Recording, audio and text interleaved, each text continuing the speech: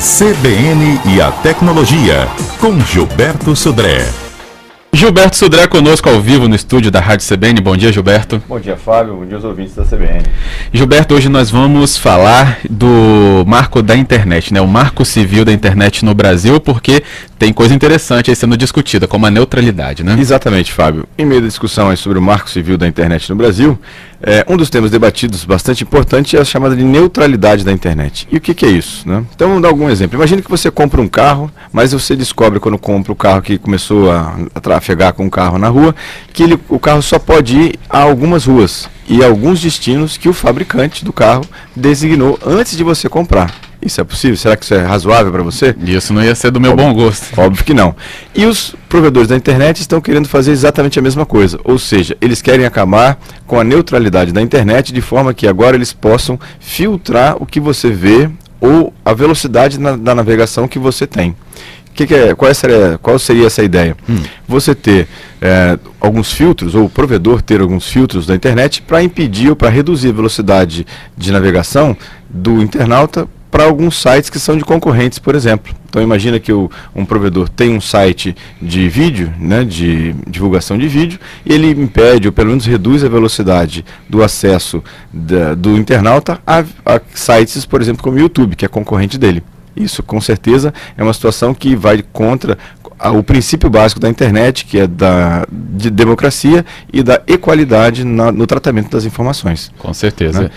Então, ou seja, esse é um tema que está sendo discutido agora no Marco Civil e, apesar da grande insistência dos provedores e até de alguns fabricantes de software disso, o Marco Civil está definindo, nesse momento, e precisa da ajuda dos internautas para que protestem contra isso, para que a internet continue livre, democrática e igualitária para todos os meios de comunicação. Com certeza, é porque combater, né, como muitos comentam, a pirataria dessa maneira pode criar aí mais um problema maior, né? Exatamente, não é esse o caminho para combater pirataria, não é limitar a banda, por exemplo, de ferramentas ou de protocolos de compartilhamento de arquivos como BitTorrent, por exemplo, né? Ou seja, o caminho para combater pirataria é em outra situação, talvez reduzindo os preços das mídias que são vendidas, ou seja, tem uma outra forma de encarar essa situação que não é simplesmente botando bloqueios em relação a isso. Lembrando mais uma vez que a internet, um dos pilares da internet é a democracia.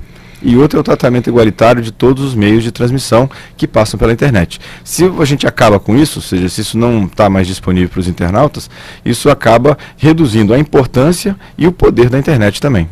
Por exemplo, se eu quisesse, num determinado momento, baixar algum tipo de filme da internet, claro, com as permissões necessárias, o provedor poderia me restringir de baixar isso? Exatamente. Hoje a gente chama, isso tem um termo chamado Traffic Shaping. Ou seja, o provedor ele limita alguns tipos de tráfego a velocidades muito baixas. Então, por exemplo, tem vários sites na internet que colocam à disposição, de forma legal, o download de música. Imagina que você chega nesse site e para navegar, por exemplo, na web normal, você tem um tráfego bastante alto e liberado. Para você baixar aquele tipo de música ou aquele tipo de arquivo, o seu tráfego é 10 vezes menos, sua velocidade de download é 10 vezes menor. Né? Isso é complicado. E não é só aqui não, viu, Fábio? Fora daqui também, o Google, agora recentemente, lançou uma proposta de criação de uma internet restrita através de fibra ótica nos Estados Unidos. E aí a pergunta que tem sido feita lá nos Estados Unidos é: será que essa rede do Google vai ser equalitária também? Ou seja, será que ele não vai privilegiar os seus serviços de Gmail, YouTube, Orkut e o próprio buscador Google em detrimento dos outros? Então, esse é um assunto importante que está sendo discutido agora no Marco Civil da internet. E aí, quem quiser participar, quem quiser entrar no site do Marco Civil para fazer a consulta, o site é culturadigital.br/Marco Civil. Então, entra lá, é importante a participação dos internautas para a gente montar um arcabouço, uma legislação que proteja nós, internautas, desse tipo de abuso dos provedores. Ele vai estar aberto até quando, para a nossa opinião? Ele está até o final desse mês agora, né, no mês de maio, está aberto a sugestões. Depois, no mês de junho, vai ter uma compilação de todas as sugestões e no mês de julho a proposta é de ser publicado, ou seja, levado para o Senado para ser votado.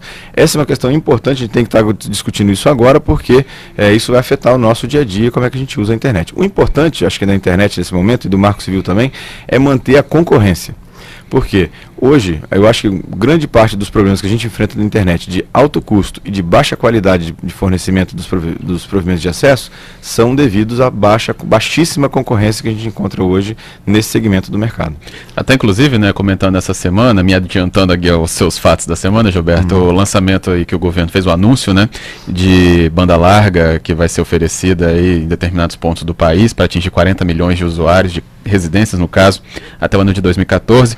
Eu ouvi até um comentário de um especialista de que a internet no Brasil é 8 vezes mais cara do que no Japão e 80 vezes mais lenta que na Coreia do Sul. Exatamente, ou seja, é uma iniciativa extremamente louvável do governo de popularizar a internet e democratizar o uso da banda larga. Agora, falar de banda larga, que é 300 kbps por segundo, né, é uma coisa realmente complicada, né? Ou seja, isso não é banda larga, né?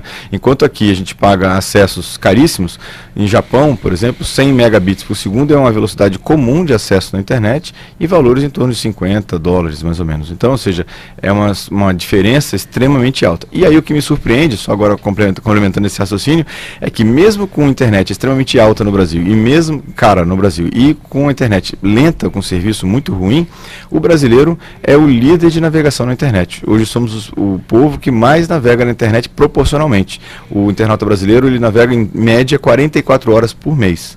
Mais do que o canadense, mais que o japonês, mais que o americano.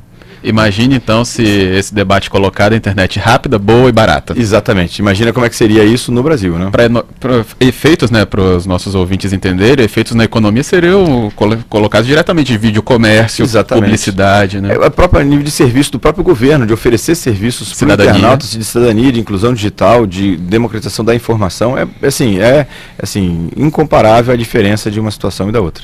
Gilberto Sudré, temos aí a nossa dica de segurança, então, já. Exatamente. Continuando aquela dica que a gente comentou da semana passada de senha, né? É só uma lembrança que muitas pessoas muitas vezes não se atentam ao fato, mas ninguém precisa saber da sua senha. Muitas pessoas caem no conto de alguém ligar, falar que é de um call center, de uma empresa, de cartão de crédito e precisa checar suas informações e inclusive checar a senha. Então, ou seja, a dica da semana de hoje é: nunca fale sua senha para ninguém. Nem o operador de cartão de crédito, nem o banco, nem aquela loja de departamentos, ou seja, ninguém precisa saber da sua senha e as empresas corretas e sérias podem fazer todos os procedimentos de atendimento para você sem precisar que você informe a senha para eles. Data de nascimento, CPF, identidade são outros meios exatamente normais, né? Normais de identificar o usuário, mas a sua senha, ela identifica você, então nunca informe para ninguém isso aí. 3223-5911 é o nosso telefone para contato na Rádio CBN, se você quiser pontuar algum assunto aqui com Gilberto Sudré ao vivo ou também na internet, né, Gilberto? Ao vivo aí no MSN. Estamos no MSN aqui, no cbntecnologia@gmail.com e daqui a pouquinho tudo que a gente está conversando aqui também vai estar lá no blog, no www.gazetaonline.com.br/blog Vida Digital. Eu me adiantei a um fato da semana, mas nós temos outros, né? Exatamente, Fábio. Essa semana, inclusive, temos 3 excelentes notícias para os internautas e para os ouvintes. Vamos lá. A primeira boa notícia é que a Microsoft acaba de lançar o corretor ortográfico de acordo com a nova ortografia, né? A nova lei de ortografia nacional. Ou seja, demorou um pouquinho, né? Na verdade, algumas outras ferramentas já têm isso disponível desde janeiro. Agora, nesse mês de maio, a Microsoft anunciou que, entrando lá no site da Microsoft, www.microsoft.com.br, você pode fazer o download do novo dicionário para o Office 2007, que já é de acordo e compatível com a nova revisão ortográfica brasileira. Então, uma boa notícia para os nossos ouvintes aí. Eu vou escrever lá no meu e-mail ideia e ele vai mascar, se eu botar acento, claro, que agora não tem, vai marcar como errado, vai me alertar. Exatamente, exatamente. Então, uma boa notícia já começa aí para a semana. Outra boa notícia é que começa a valer essa semana as restrições de envio de torpedos.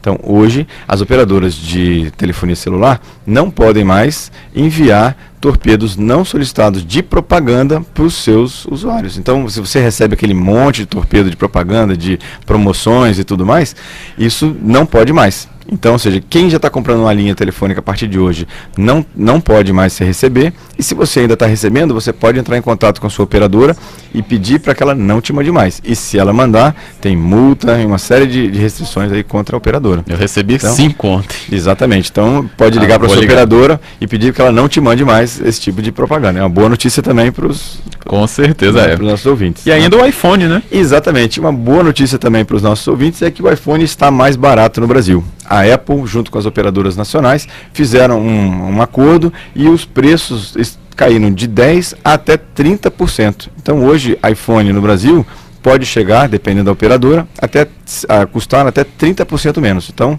se você pensa em comprar um iPhone, vá lá na sua operadora, ligue para lá e converse com eles sobre isso. Ok, Gilberto Sudré, repita o endereço do blog, por favor. Então vamos lá, www.gazetaonline.com.br/blog Vida Digital. E o MSN? msncbntecnologia@gmail.com, também pode mandar um e-mail de perguntas sobre isso aqui, e também o Twitter, o twitter.com/Gilberto Sudré. Gilberto, muito obrigado e um bom dia, hein? Bom dia para você, um grande abraço e um feliz Dia das Mães para as mamães aí no próximo domingo.